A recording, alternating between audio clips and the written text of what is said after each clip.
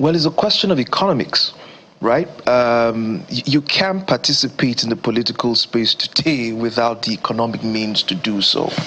And that has been very exclusionary for young people in the country today because the political space has been highly monetized, right? And I say this from someone who recently ran elections in this country. The political space has been very restrictive, and young people do not have the means to participate in the electioneering process because of the system that we've bequeathed, to young people. And many of the people that you listed ran into politics or got into politics at a time where it wasn't as highly monetized and the system wasn't as compromised as we have today, right? So we have shortchanged young people a lot. Again, the facts, the data, as facts are stubborn things. Data is very transparent. Today, you have a GDP per capita of less than $1,000, about 864.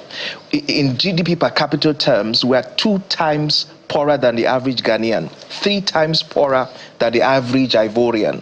And what does that tell you as a country and as a people? We're not making progress as much as we should.